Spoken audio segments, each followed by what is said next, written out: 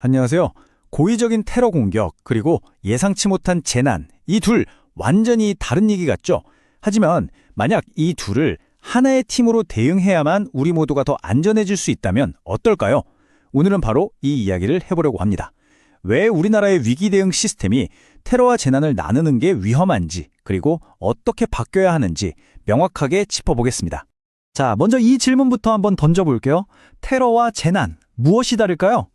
당연히 다르다고 생각하실 거예요. 하나는 누군가의 나쁜 의도를 가진 공격이고 다른 하나는 사고나 자연재해니까요.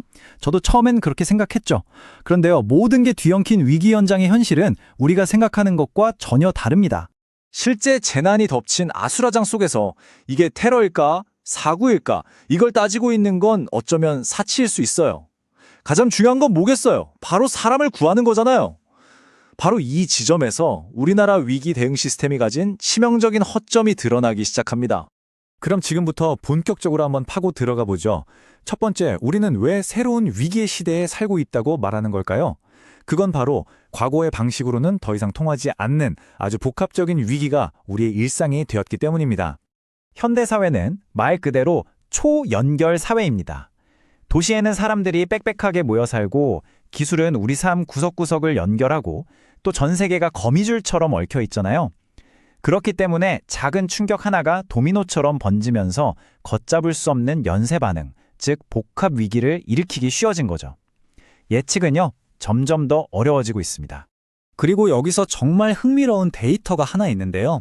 바로 우리나라의 경제 복잡성 지수가 세계 3위라는 사실입니다. 이게 단순히 와, 우리 경제 대단하다 이런 뜻을 넘어서요. 우리 사회가 그만큼 더 촘촘하고 복잡하게 얽혀 있다는 신호거든요. 다시 말하면 위기가 한번 터졌을 때 그 충격파가 어디까지 또 얼마나 크게 번질지 상상하기조차 어렵다는 뜻이기도 합니다. 우리는 안타깝게도 이태원 참사를 통해 정말 뼈아픈 교훈을 얻었습니다.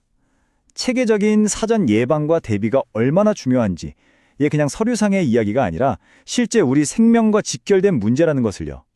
만약에 테러 때문에 이런 참사가 벌어진다면 우리는 또 얼마나 큰 희생과 사회적 비용을 치러야 할까요? 자, 그렇다면 문제의 핵심은 과연 무엇일까요? 바로 법과 현실이 따로 놀고 있다는 점입니다. 현재 우리나라의 대응 체계는 재난과 테러를 완전히 다른 두 개의 길로 나눠 놓았어요. 이 문제를 이해하려면 먼저 사회재난이라는 용어를 좀 짚어봐야 합니다. 법에서는요, 사회재난을 단순 사고뿐만 아니라 의도를 가진 범죄까지 포함하는 아주 넓은 개념으로 보고 있어요. 여기서 중요한 건 고의성이 있냐 없냐는 재난이냐 아니냐를 가르는 기준이 아니라는 점입니다. 그런데 이상한 일이 벌어집니다. 새로 만들어지는 사회재난대책법에서는 테러를 명시적으로 배제하고 있어요. 분명 사회재난의 정의에 범죄가 포함된다고 해놓고 가장 극단적인 형태의 범죄인 테러만 쏙 빼버린 거죠. 이게 바로 나중에 정말 위험할 수 있는 법의 구멍을 만드는 겁니다. 이렇게 법적으로 딱 나눠 놓는 게 실제 위기 상황에서는 어떤 끔찍한 결과를 낳게 될까요? 그건 바로 현장의 혼란을 키우고 생명을 살릴 수 있는 소중한 골든타임을 위협하게 된다는 겁니다. 한번 상상해 보세요. 법이 이렇게 나뉘어 있으니까 현장에서는 누가 지휘해야 하지 하면서 우왕좌왕할 수밖에 없어요. 그렇게 골든타임은 흘러가고 현장 통제권은 뒤섞여 버리겠죠. 심지어 특별한 경비가 없는 쇼핑몰이나 지하철역 같은 소프트 타겟, 그러니까 우리 일상 공간에 대한 예방 활동마저 약해지는 결과를 낳게 됩니다. 그럼 다른 나라들은 어떨까요? 테러 위협에 가장 민감한 나라들, 바로 미국과 이스라엘을 보시죠. 두 나라 모두 재난과 테러를 하나의 시스템으로 대응하는 통합체계를 갖추고 있습니다. 전 세계적인 추세와는 달리 대한민국만 유독 이 둘을 분리하고 있는 조금은 이례적인 상황인 거죠. 자, 그렇다면 이 꼬여버린 문제를 해결할 열쇠는 어디에 있을까요? 저는 그 해답을 바로 포괄적 안보라는 새로운 관점에서 찾을 수 있다고 봅니다. 포괄적 안보라는 건요, 우리가 생각하는 안보의 개념을 확 넓히는 겁니다. 더 이상 군사적인 위협만이 안보가 아니라 경제, 환경, 재난, 그리고 바로 이 테러와 같은 새로운 위협들까지 모두 국가가 막아야 할 안보의 영역으로 보는 거죠.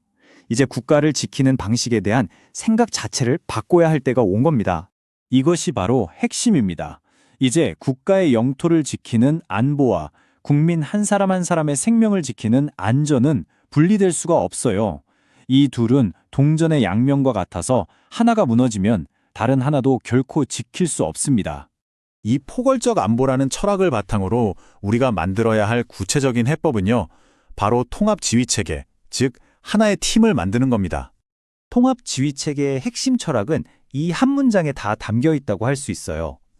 사건의 원인이 무엇이든 현장 관리 기능은 구조적으로 동일하다.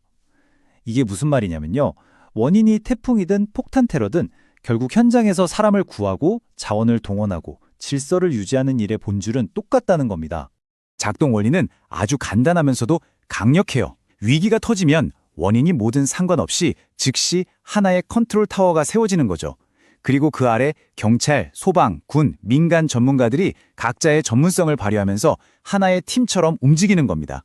흩어져서 각자 싸우는 게 아니라 함께 대응하는 거죠.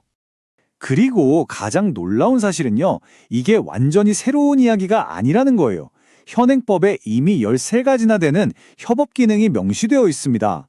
즉, 이런 통합 시스템을 만들 법적 기반은 이미 마련되어 있다는 뜻이죠.